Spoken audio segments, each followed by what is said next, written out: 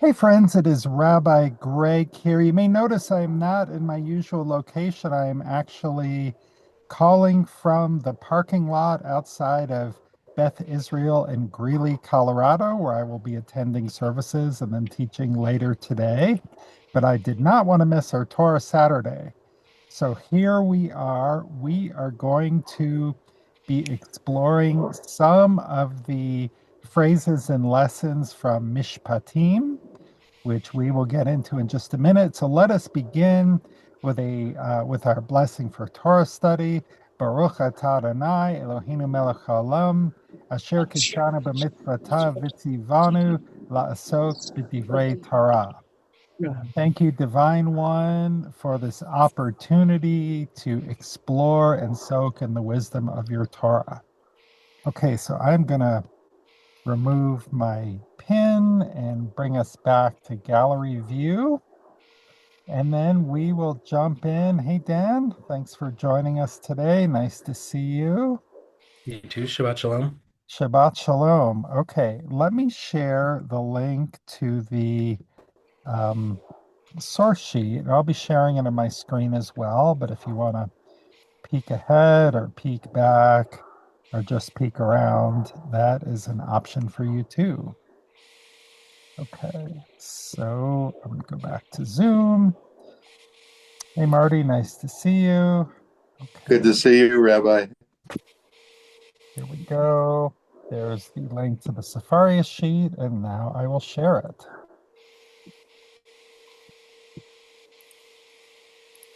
Okay, can you see my screen? Yes. Yes.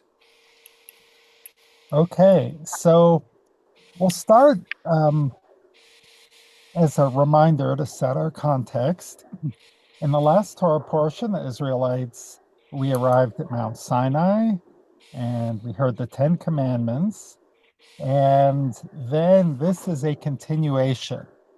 This is this first verse is the divine speaking to Moses. And would someone like to read this Exodus 21:1? You can read it. Sure. These are the rules that you shall set before them. Okay. So that just curious. I mean, I have my take on this. It's not super deep, but just what does that sentence tell you? What is going on as we begin this new portion, this new parsha? We're about to get some rules.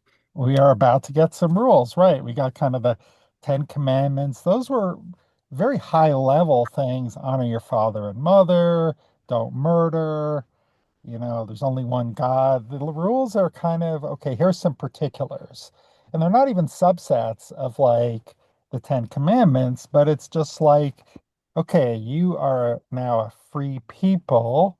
We are going to change our society. We're leaving slavery behind. We're leaving Egypt behind. So here are some rules. Um, so I'm going to skip over just this one rule. One who insults their father or mother should be put to death. Okay, that is, I guess I've said it. So let's let's just go here. Let's I talk about it. can mention that Rabbi Boaz, our previous rabbi, spent a lot of time digging into the rabbinic commentary on that and all the restrictions that were placed by the rabbis on actually putting any children to death for their actions against their parents. Great, great. So there were restrictions around that, and that was kind of so here is this rule, but then later the rabbis came along and put some restrictions in place to say it's actually pretty hard to do that. Um, I tried actually to kind of look for that, and I knew where to look, but just in kind of the easy um, navigation from Safaria, um, I didn't kind of get there. So what did Rashi have to say about this? Someone want to read that? I can go. Thank you. Shall surely be put to death. by stoning. And the rule is that wherever the term his blood is upon him is used in conjunction with a death penalty, execution by stoning is meant. The following in the passage from which this is evident, Leviticus, they shall overwhelm them with stones, their blood is upon them. And as regards one who curses his father and mother, again from Leviticus, Scripture indeed uses the word demiv ben from Makita Sanhedrin. Right, right. So Rashi's just kind of getting into the grammatical minutia, basically. It's like, well, how would they be put to death? Well, it must be by stoning, because in this other place, um, they use this term and it's clearly by stoning. And as Allison shared and as Rabbi Boaz had put together, there are a lot of other places where they're like, well, there's all kinds of restrictions. That's true for the death penalty in general. And I know I could go into those sections, but I wanted to just kind of stick with the most obviously connected commentaries. So there's kind of this rule about, putting someone to death for doing something that's a little extreme. And I think, although we're not going to talk about it, the rabbis um, kind of legislated it such that you would never actually do this. Okay, so what I wanted to dig into a little bit more, and this is what I talked about in my sermon last night, was Exodus 21:24. So this is what's not shown here in the prior verse is if two people are fighting and one harms another, then, well, if someone harms another, how do you deal with that? May I have a volunteer to read this?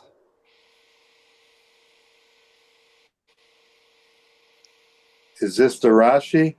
I know this is the Exodus 21:24. Okay, I'll go for it. Eye for eye, tooth for tooth, hand for hand, foot for foot. Okay, so before we go into the Rashi, what does this bring up? What is, just if we're looking at the plain text here, how might we interpret this? If you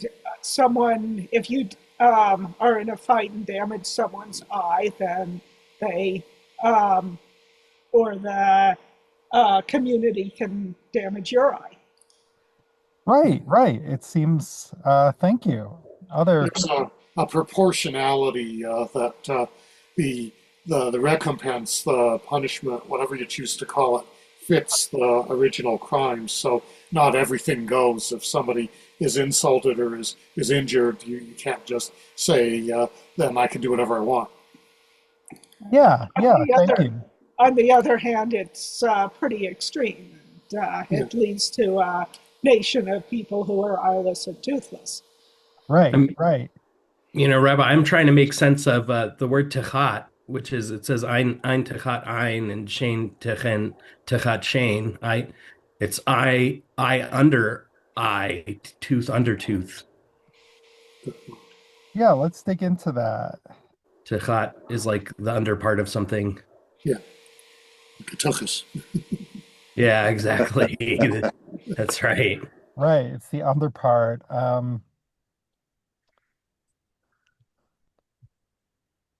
Yeah, it is. Let's see. Yeah, it's under.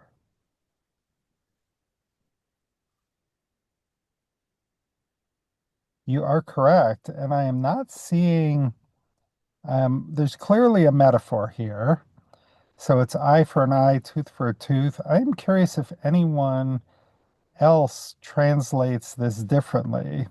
So if we go to our translations, it all looks like eye in place of eye, tooth in place of tooth. Okay. Compensation of an eye for an eye. So here they're bringing this idea of monetary compensation. So I think it's interesting that no one kind of talks about this sort of under meaning. I mean, clearly we're going to get to this as a metaphor for something else, but it must just be an expression or a turn of phrase. Hmm. But I don't have any deeper insights to offer on that, I'm afraid. I think it's a Yeah, really interesting it's observation. it's almost as if you're tabulating different categories and putting these items under that category. I'm making Hmm. something up, but that's one Yeah. way maybe I can connect the two. Hmm. I don't know where she got it from, but Jennifer has always quoted a commentary she read where it said if you take someone's eye, then you're responsible for seeing for them. Hmm. But the commentary in my and the reference I'm using speaks to the fact that it's of that the sage's interpretation that this did not mean you put out somebody's eye if they hurt somebody else's eye, but that the punishment should be proportional, and that a monetary compensation was or other kinds of gifts from the perpetrator could be considered. It was just that abstract idea that punishment should not be too lenient or too harsh. And Yeah. it's two verses later in the Torah portion. It's immediately um, talking about an exception to the idea that it would be an exact amount. I mean, we're back to talking about slaves and not about free people. But Yes. you look Yes. at 26, it immediately says if someone strikes the eye of a slave, male or female, and destroys it, the slave shall go free on the account of the eye. Yeah. Not that uh, The that person doing the damage gets the eye put out. right. The other So thing that's let's come back to that because, well, let's not come back to it. Let me just say what I'm thinking. In a sense, that's another form of compensation, right? It is your freedom has a monetary value. You as a slave has a monetary value. And um, so if you are, since maybe a slave couldn't own money on their own, or I don't know, but it's again, it's a form of compensation. Anita, I'm curious, what source are you using, or what are you using for your book of commentary? That's Haim. Fabulous. That's a great one. So, Okay, so Rabbi Greg, one thing real quickly that struck yeah. me is I don't know if any of you have ever purchased a disability insurance policy at any point in your life. If you go in and read, they have a table. They say if you lose a hand, here's what it's worth. If you lose an arm, here's what it's Hmm, worth. If you lose both an arm and a leg, here's what it's worth, and an eye, hmm. and so on. And to this day, some of this method actually survives. Right, right. And Yeah. kind of for your idea And of under, it's like under this column, under the I column, you get, X amount of money. and it's interesting in the military when they're looking at disability for veterans, it's not only the exact nature of the injury, but the impact the injury has on the person, his livelihood and what their profession is. For some people, a hand might not be as serious as someone else in terms of Yeah. impacting their life. And this commentary and my Tanakh seems to address. We already addressed that. Jews addressed that thousands of years ago. Yeah, so that's an interesting question. Like if we look at this today, it talks about monetary compensation and we have modern equivalents. And Anita's source sort of quotes the sages sort of thought this. So let's go back in time and see how early this idea was there, because maybe 2,500 years ago when this written, there was someone whose job in the Jewish community was to be the administer of bruises and tooth pulling in compensation for this. Maybe that this existed, and then later things got changed, just as we discussed earlier. Later on, they said, well, yes, you should, kill your son if they're your child, if they're disrespectful, but, you need to fulfill these 20 conditions, which would make it impossible to actually execute them. So if we started with Rashi, so that's going back to the 11th or 12th century. What did Rashi have to say? I can read it. Thank If you. one if one blinded the eye of his fellow man, he has to pay him for the value of his eye, i.e., he pays him how much his value would be diminished if he were to be sold as a slave in the market. In the same way, all other cases are to be dealt with, but it does not mean the actual cutting off of the offender's limb, just as our rabbis have explained in the chapter beginning with the word Hachovel. Thank you. Yes. Okay, so what are you seeing here? What's Rashi's take on this? It's very explicit. It's not the cutting out of an eye. Yeah. And how do we determine the value of And it's compensation? it's very practical. It's the damage has been done and it can't be undone.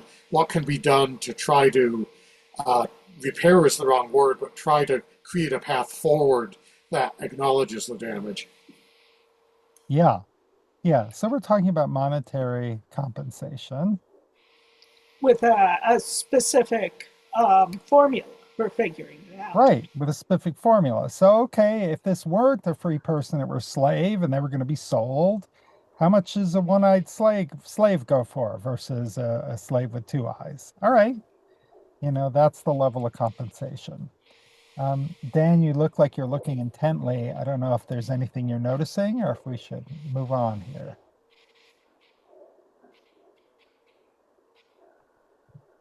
Can you all hear me? Oh, I'm looking at the Rashi Hebrew, and it's just interesting to me that he uses the word blood for like where they're translating his payment. He will Hmm. give to him his yeah. And I thought it was interesting he called it his friend instead of fellow man, Hmm. Javero, his Yeah, friend. it's friend, it could be companion. Yeah, it Biblically, it's seemed like almost like a wingman. I don't know in Rashi's time exactly what the nuance would be of Chaver. Yes. yeah, I don't know. I just thought, and then yeah, Demi is like blood. Yeah. Yeah. How much? Yeah, his blood. How much is you know, Uh-huh. comma ano blood. His eye. How much is his blood? So it's interesting. Yeah. Cool. All right. Let us move ahead to Ibn Ezra. So he lived about 100 years later than Rashi. Similar era, though. Um, And he is quoting Rabbi Sadia, who lived in like the 8th or 9th century. So he's kind of going back in time a little bit. So maybe a few hundred years earlier, they actually were cutting out people's eyes. Um, um, so how's he addressing this? Someone else like to read, please. I can read. Thank you. Rabbi Sadiah says we cannot interpret this verse according to its plain meaning. For if a man struck his neighbor's eye and the eye lost a third of its sight, how is it possible to punish the culprit with an equivalent blow? That is, with a blow which is neither greater nor lesser. There's a possibility that the culprit will lose his entire eyesight. Burns, wounds, stripes present even greater difficulties. For if they were inflicted on a dangerous area, it is possible for the culprit to die. The mind cannot accept this. Ben Zuda said to Sadiah Gaon, does not Scripture elsewhere state, as he hath maimed an eye, so shall it be rendered unto him? Leviticus 24:20. Rabbi Sadiah answered him, we have a bet taking place of the word all on. Its meaning is, so shall a fine be placed upon him. Right. So thank you, Dan. So this last bit, that's kind of one of the rabbis' interpretive tricks. They will look at the letter choices and they'll say, oh, because, the usual way to say on is with an al, but they use this less usual way with a bet abbreviation, it means that it's a fine. Okay, maybe, there's no kind of, Ibn Ezra didn't have a grammatical dictionary that said wherever you've seen this. And unlike Rashi, who said, well, or unlike the one we saw about the stoning earlier, well, these other places where you saw this usage, it was for stoning. It doesn't say this other place where you see the bed, it's talking about money. But that's kind of part of the rabbinic license. So before we get into the grammatical minutia, what's his kind of reasoning? How is that different from what we saw with Rashi? It's impossible to exact equal punishment. You can't do a third of a I as a practical matter. Right. You can't do a third of an eye. How are you going to give somebody a bruise? Maybe you break their arm when you're trying to give them a bruise. And that is implicitly going against this idea of measure for measure, which is kind of what we've taken it yesterday. There's no way to proportionally damage another human being. Not to mention just the trauma of, okay, you got in a bar fight, you hurt somebody's eye, and now we're going to hold you down and hurt your eye. That's a horrible thing to do to somebody. So he once again kind of gets us to this compensation. All right, well, what if we look earlier, the Mechilta from the early centuries? Maybe they're talking about doing physical damage. So maybe if we just look at this first sentence, once again, an eye for an eye, one pays for damage the value of the eye. So, okay, so now we are less than 1,000 years after the Torah was written. We're still talking about damages. We're now, closing in on 2,000 years ago. Very, very early source.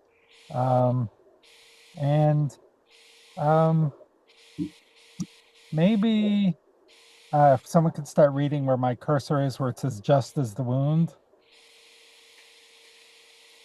Just as the wound spoken of above, he will pay for his idleness and for his cure. Here too, he will pay for his idleness and his cure.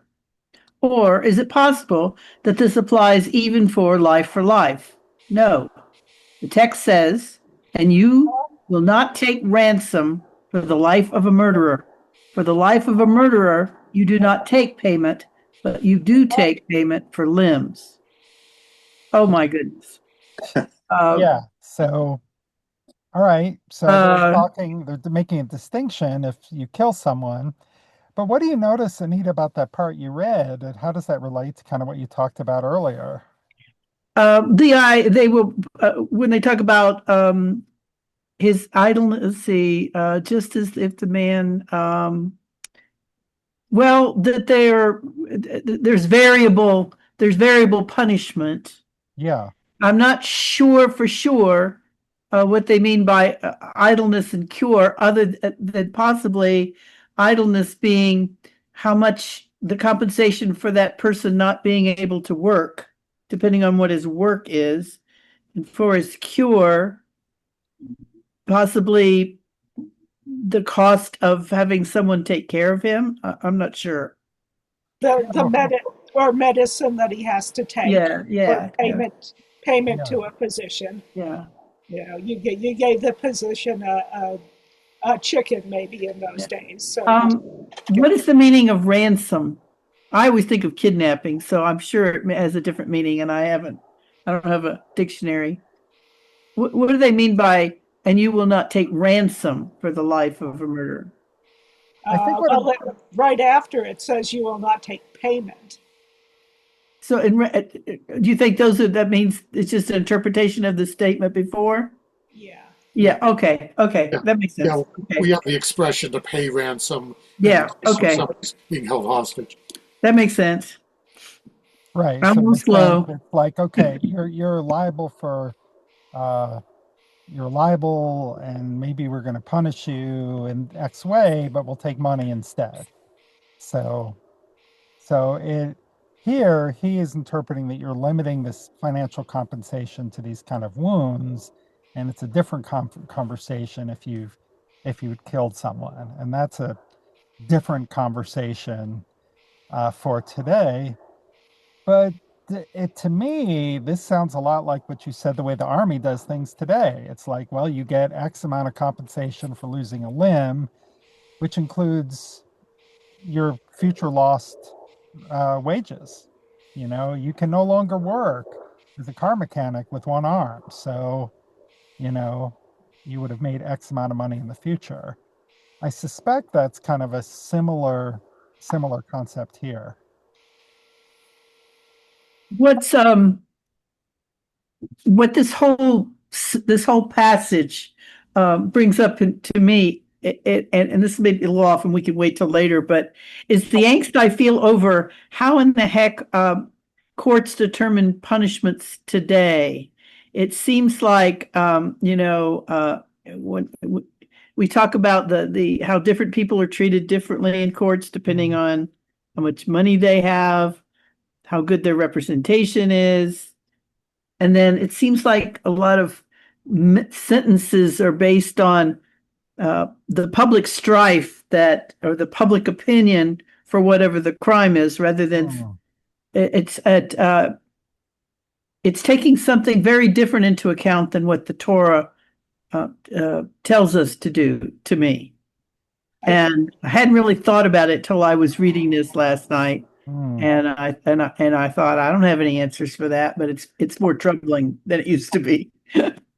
Yeah, I do notice that in the Torah, there's a part where they specifically talk about, you don't give someone a lighter or heavier punishment because of which means that that was a known issue then. right.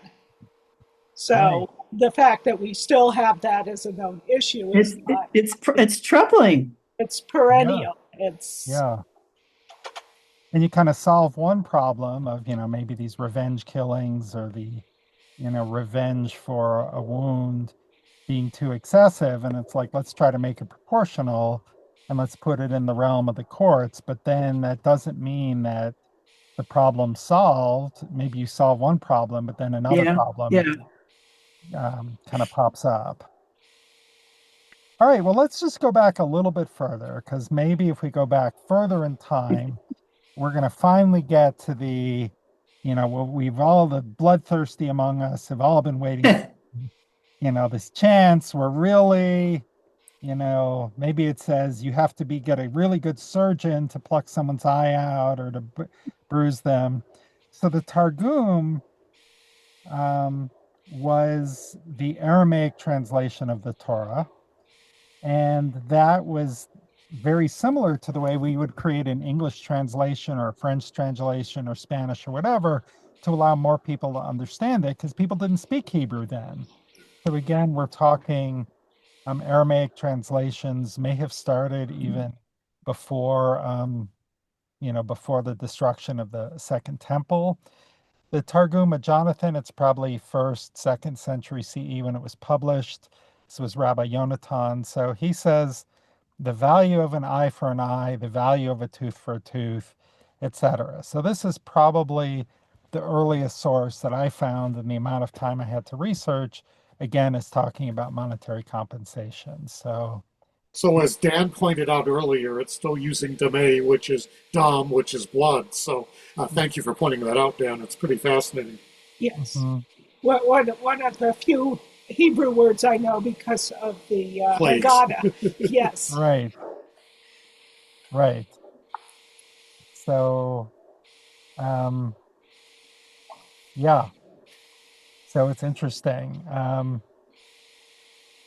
right, so uh, I just want to share. There's a couple other things. So we started all of this with Exodus verse 24, if we jump ahead to verse 33, does someone want to read 33 and 34? I can go. When someone opens a pit or digs a pit and does not cover it, and an ox or a donkey falls into it, the one responsible for the pit must make restitution, paying the price to the owner, but keeping the dead animal. Okay, so what are you That's noticing weird. here? And how does this relate to kind of what we were looking at earlier, if at all? Is a donkey kosher? A No, but they donkey have is not value. kosher. No, Right. but I guess you could sell it to a person who isn't Jewish, who isn't covered by the laws of kashrut. Yes, or you could feed it to the dogs, or you could, Right. use You its could make, hide for something. yeah. Yeah. So, what I'm noticing here is it's, part of this list, and this is one of the examples where you're talking about paying restitution. So, in the context of this set of rules, there's a very big context about paying restitution for wrongs that were done. Even to the degree where we looked at, with the slave, it's not like, oh, sorry, slave, you're just a slave. It's like, well, we're going to compensate you with your freedom.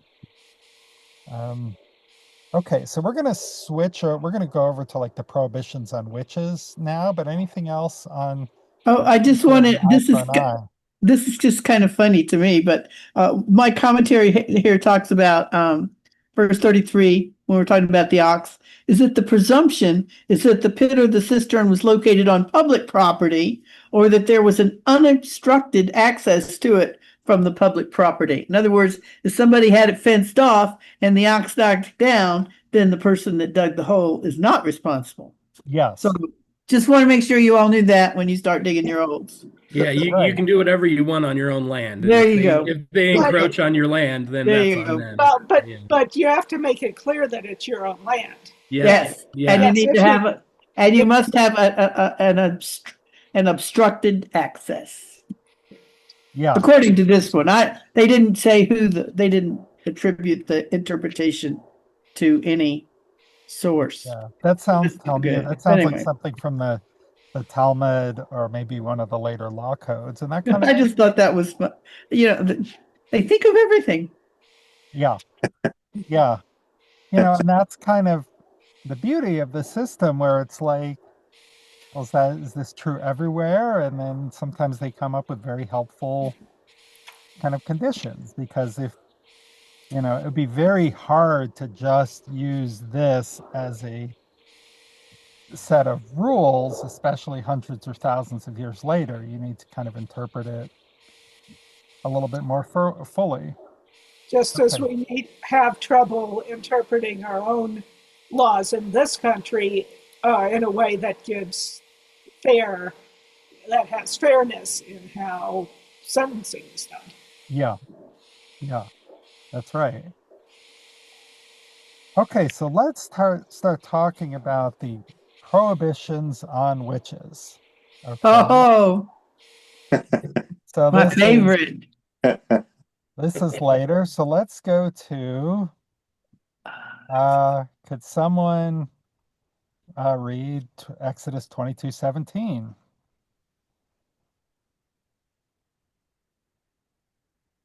You shall No, go ahead. Please, Anita, go ahead. You shall not tolerate a sorceress. Period. Period. Exclamation point. Yeah. So what do You notice it's the feminine. It is the feminine, right? Boy, they never talk about women in the Torah, except if they're a sorceress. So, and some of the commentators notice things about that. What else might you see? Dan Techaye, does that Hebrew word resonate? Yeah, well, it like chaya is life. I don't know. So lo techaye and high, like if we know like the high is life, you wear a high necklace. High, the numbers add up to 18, which is why everyone got multiples of 18 as their cash gifts at their bar mitzvah if they had one. So big deal. Lo techaye, no life. Yeah, So so it's it's even like stronger than you will just not tolerate. yeah. It's a future tense. It's like not to do it in the future. Yeah. Almost like you can't let a sorceress live. Yeah. Yeah. Yeah. So you tolerate. So, okay. So this seems pretty strong. So Rashi's translation, they repeat the Hebrew. This is exactly the same Hebrew that we saw up here. So Rashi says, on with respect to these words, and then they give how Rashi translate it, you will not suffer a witch to live. So he's picking up on this grammatical thing. Okay, and so could someone read what Rashi has to say? This does not mean that you may kill her, but that she shall be put to death by the court. Both men and women who practice witchcraft are included in this law, but in using the feminine term, Scripture speaks of what is usually the case, for it is women who mostly practice witchcraft. Oh, yeah. Oh, yeah, okay. That It was makes sense. women who mostly practice healing. Right. I remember a long discussion I read somewhere else about where is this used, else is this used in the Tanakh, and it's used in the Tanakh for the witch of Endor, I think it was, who spoke to the dead on behalf of King Saul. Yeah. So it was not referring to healing, it was referring to speaking to the dead. So some form of mysticism, something we don't know how to do. Yeah, when I think about this court, I think about that scene from Monty Python and the Holy Grail where they're trying the woman for witchcraft and it's like, so if the woman weighs less than a duck, then, or weighs more than a duck, then she's a witch. So it's kind of like, just because there's a court proceeding doesn't actually mean that it's a just situation. Even though for Rashi, it's like, okay, well, don't worry. It's not just some vigilante, it's a court of law. What does Ibn Ezra have to say?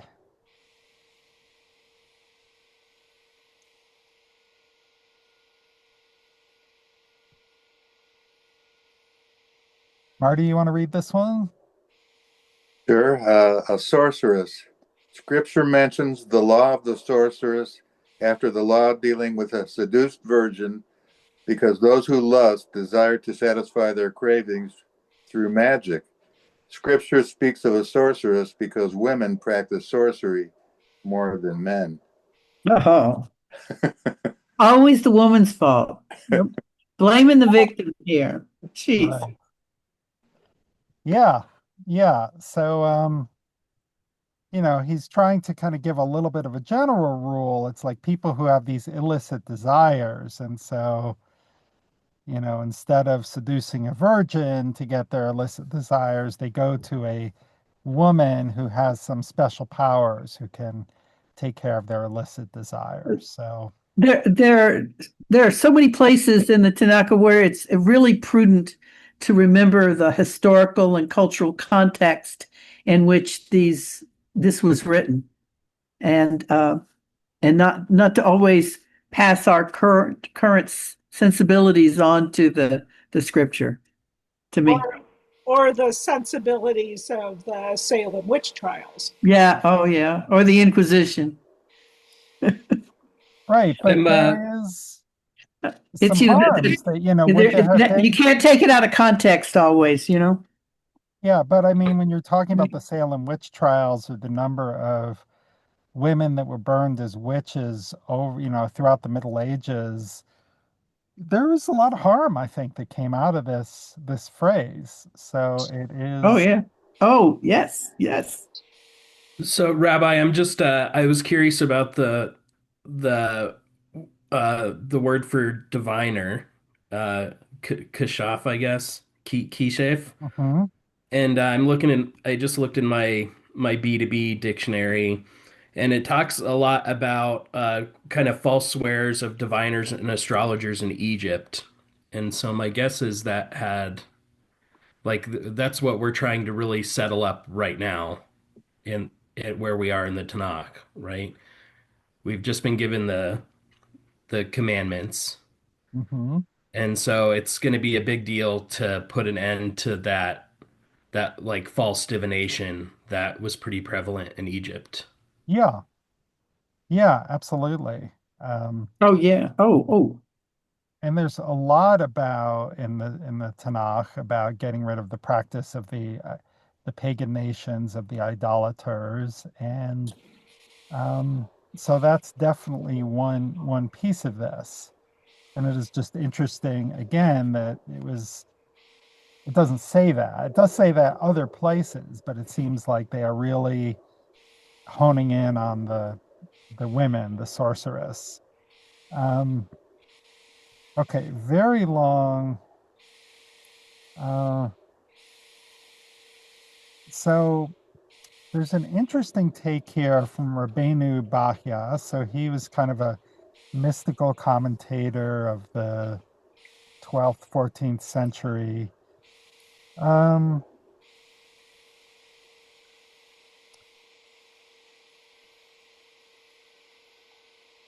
so he gives kind of this almost scientific explanation. Sorcerers preoccupy themselves with establishing a link between phenomena reserved for our terrestrial world and phenomena from the higher world. And when they are used illegally, the result opens a challenge and danger to the continued functioning of the divine universe. So again, in Egypt, the Egyptian sorcerers engaged in such activities and their principal knowledge produced miraculous phenomena based on their intricate knowledge of the laws of nature. Um, so here, it doesn't even seem to be talking about false divinations. It seems to be Mm. giving, like, there actually might be some ways that you can, use illicit magic or dark magic, kind of usurping God's role in the world. Um, and a denial of the celestial forces. Um, you're joining things that aren't meant to be joined. And so anyway, we won't kind of get into all of this, but you see, he's got a lot to say. Um, Rabbi, who's the author of this interpretation? it's a Rabbi Bachya. And when did he live? What Let me make sure I get I this was just right. And it looked like he was quoting Nachmanides, who was very much believed in things like magic and sorcery and demons. And Yeah. Um, I can look it up if I need to. I yeah, just why don't we look it up am later? trying But to understand the I think he context was of about the. like 14th century. He was a mystic. So Bachya this is was a much later. mystic. Okay, okay, Yeah, yeah, it makes sense. yeah. So, um, so here we have Rashbam, who was, um, what's his take on this? This was Rashi's grandson. So, what does he have to say? seeing that it is the custom of women engaging in witchcraft to practice their art in hidden places such as caves, as we find in the case of 80 witches executed by Shimeon ben Shattach in Ashkelon on a single day, Sanhedrin 45. The unusual formation of Lo Tichaye is meant to tell the authorities not to despair of bringing these culprits to justice in spite of their practicing their craft in hideouts. They should be hunted down until found. Whoa. That's just gruesome.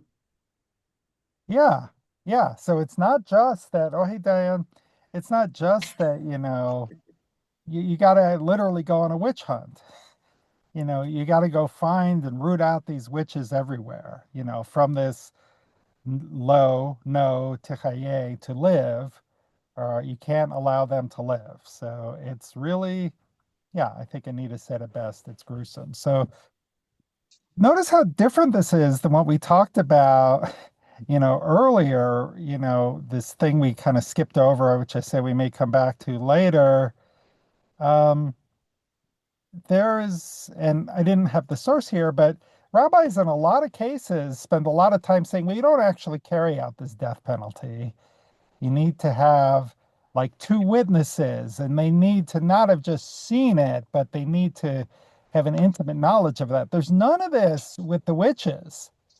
It's like a presumption of guilt. Again, it's back to the Monty Python thing. If she weighs more than a duck, she's a witch. So it's just very, very different. In Salem, wasn't it, if they dump you in water and if you drown, you're innocent, but if you didn't drown, you're guilty. Right. You were dead either way. Yeah.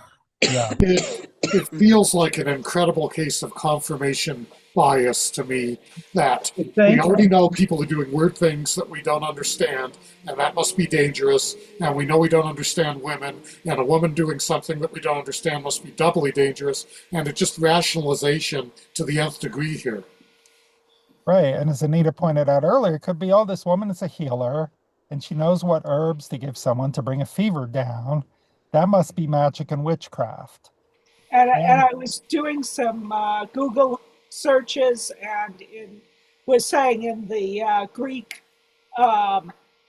Bible, and I'm not sure if this is just in the Christian portion, but it said they were using a word that's like pharmacy for this. So like alchemy, that messing with them. Yeah, they were specific. They were really focusing in on the using herbs and stuff like that, where that's not how it's in any of this. It's not talking about healers. I'd be curious what Maimonides would say, because he was a doctor and believed very much in science and did not believe in magic at all. Yeah. Well, what they knew of science and what they considered magic is probably the critical determiner there, Dan. That's and I think that's really significant, because it also has to do with power and how you maintain power in different societal structures over and over and over again. Women's strengths can come through and leadership can come through sometimes, but so much of law up till the 21st century really has been how to balance power in society, and certainly men have taken a very vital role in establishing power over women. That is a great segue to this next section. So I found Safaria, I've created a source sheet. In source sheets, I didn't dig very deeply. I kind of said, well, if I rabbit hole and look around, what can we find? But you can also find other people's source sheets. And Rabbi Natasha Mann, a few years ago, created the source sheet Feminine Theology 2, Witches and Wicked Women.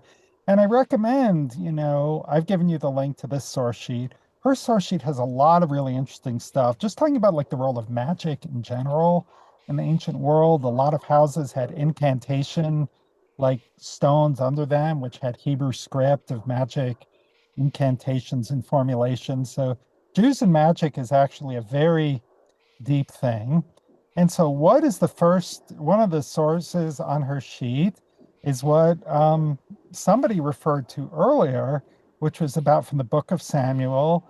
And King Saul had been abandoned by the divine because he did something that made God angry. And the prophet Samuel said, you're going to be replaced by another, which is eventually comes to be King David. And so he's kind of despairing, and God no longer answers him. So he says, find me a woman who consults ghosts so that I can go to her and inquire through her. And so they told him about the witch of Endor. So he disguised himself. And she said, please bring up a ghost for me. And she says, you know that Saul has banned the use of ghosts and familiars. So here's the king outlawed speaking to ghosts. And now the king decides, well, this law doesn't apply to me. So I'm going to go and talk to someone. And so she, brings up the prophet Samuel, and he talks to him. And interestingly, he kind of despairs at what he hears, and she shows kindness to him. Well, okay, you're not eating, let me give you some food. So, I have a couple other things I want to get to, but I think this is kind of related to what Anita was saying earlier. The men can make the rules, and then, okay, well, we'll just kind of break them, at will. Um, um, It's something all people in power do. I think that's a human. Yep. yeah, I To think keep it. so. To keep that power. Can help them keep their power, right? Because he needed answers. Why am I losing all the time? Why have I been abandoned? And The interesting part to me is, why ask a ghost? Why not implore God or a priest or some well, it other starts with sort? that. Saul asked God, and God did not answer. And then, so he's like, okay, I well, missed. yeah. So I skipped over it, but yeah, it's kind of No, that's let's yeah. go Well, to plan that B. makes sense, I guess. Yeah, He was, it wasn't just any random ghost, it was the ghost who was his yeah, priest, or yeah. his connection to the divine, uh, when Samuel was alive. That's right. That's right. I'll just kind of walk you through kind of some of the other interesting things. So she points to an author, Carol Christ, talking about female power in Western religion. She says, so whenever you have a canon, like these are the books of the Bible, that's what a canon means. At some point, someone said these are the books that are in, and these other books are not in the canon. So there's outsiders. There's people who are not part of the um, authorized tradition. So they're outsiders and heretics. Um, she talks about um, women prophets. I don't know who Nodiah is, but Miriam is Moses' sister, and her prophecy kind of gets questioned. Um, um, Here's kind of an interest. She brings up this text from the Talmud Sanhedrin. It's like, well, why is it that it says a witch should live? And at one point we read that it's like, well, most of the people are women who practice witchcraft.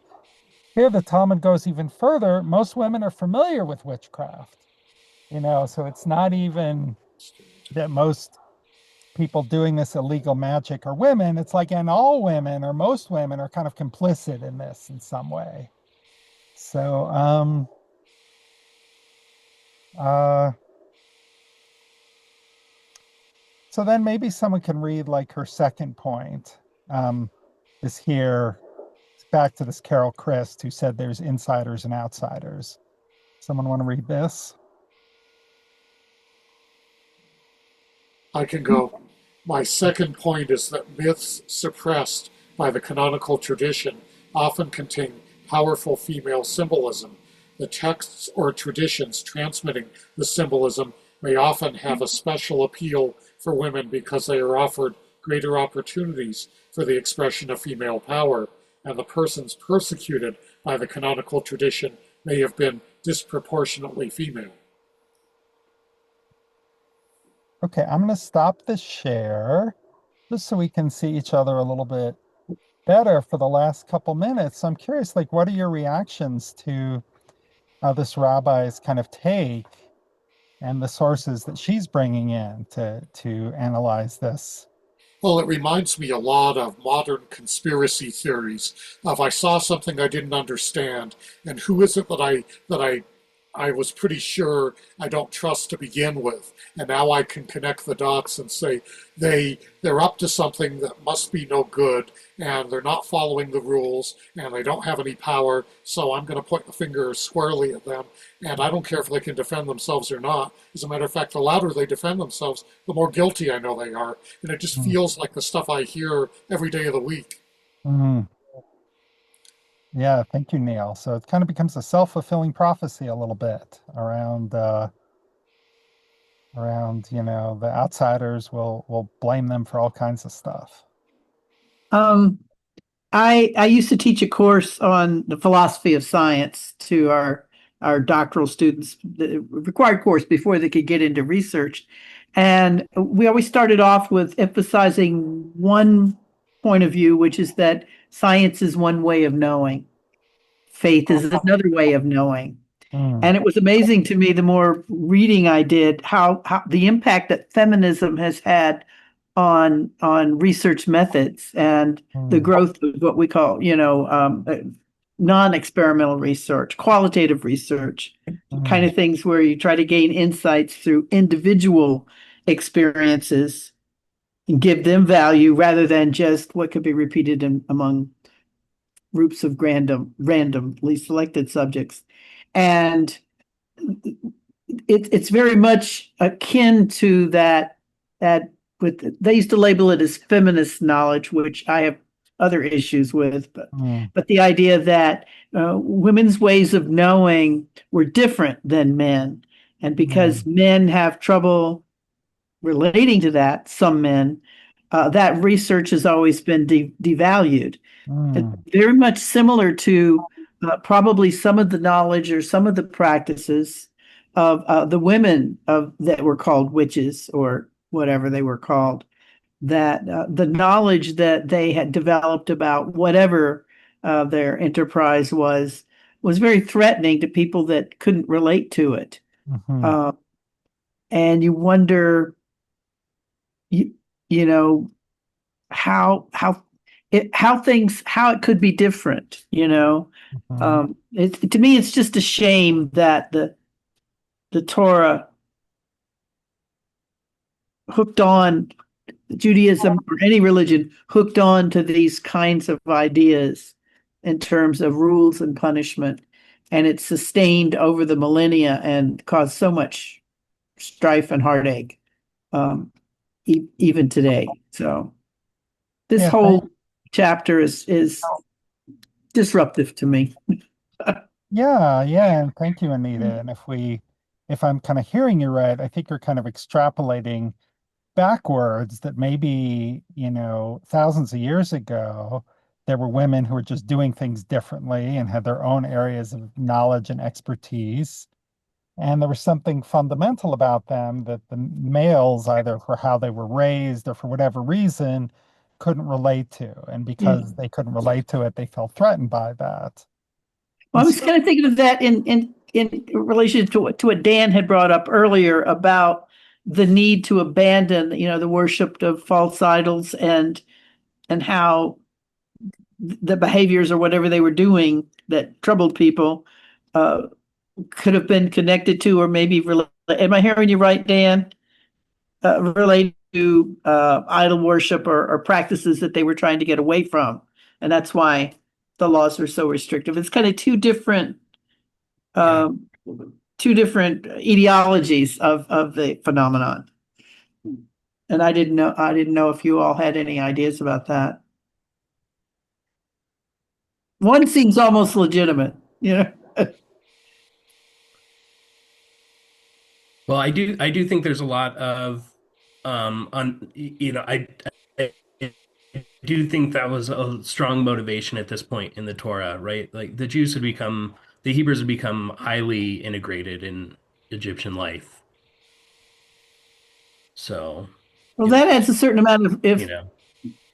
legitimacy for lack of another word to the desire But to but then when you yeah. go, it's yeah. But when you say it's all women that are doing this, and women that and all women have Like, I mean, and we can just go a little bit later, right? We're going to bury Miriam on the road, Yeah. And it's interesting in my you know. Tanaka, the commentary in that is, of course, men were included in this. It just so happens that more women participated in it, but they didn't give a reference to that conclusion. Yeah. But Yeah, that but is yeah, what, but they carry Joseph's bones, like out of Egypt, like, Hmm.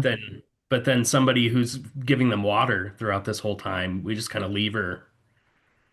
They- Yeah, I mean, that's that's a very real and unfortunate and shameful um, well, aspect. I know the rabbi needs to go pretty soon. I did want to say what I put into the chat is that there is a fan fiction for Harry Potter. There's a character in Harry Potter named Anthony Goldstein who's just referred to in passing. So someone wrote a whole fanfic about how um, a Jewish boy from a very traditional Jewish community in London wound up at Hogwarts, and Ah, including the discussion with the rabbi about The halakha, what's allowed, what isn't, right, what can you eat, what ceremonies can you attend, can you watch or can you participate, and they drag on and on about a right, lot of and it. whether what he's doing falls under the category of sorcery in this oh, commandment. wow. All That's right, I great. gotta grab that before it's over All right. Well, because I love Harry Potter. I'm So telling you, Allison, you and Neil are so well read. thank you that so is much. fantastic. And there is a lot, in rabbinical school, we spent a whole lecture on kind of the history of Jewish magic and how a lot of 20th century or 19th century rabbis were kind of like, don't, figuratively, don't look behind the curtain, where how closely and what a big part of magic was, of, whether you call it Jewish folk religion or even mainstream religion. And in the Talmud, they talk about what's permissible and not permissible magic. And I don't know that in detail, but this was part of it. And so my takeaway, and thank you, I learned so much from all of you as we discussed this, is like some of my takeaways are, all right, yeah, on the one hand, we're trying to leave behind all these practices, and here's some bad stuff that we kind of know is out of bounds. And maybe we could speculate, oh, and what these women are doing, or maybe there's some other weird stuff that we don't understand, which may or may not be related, but let's just throw that out too. But then when you layer on top of that all of the other very obvious ways that women were treated differently, that women were othered, it's a little bit, it's more than cringy, that it's kind of not okay, and that it is, what some people would call a patriarchal, power related decisions, that were made. So we're going to leave it there. Thank you all so much for being Thank here. you. And if you're watching the video and you've made it this far, please give it a like. Please subscribe to the channel. Please share, because if you've enjoyed it, other people will enjoy it as well. And if you give it a like, there's a greater chance someone else will find it. Shabbat shalom, and we'll see you next week.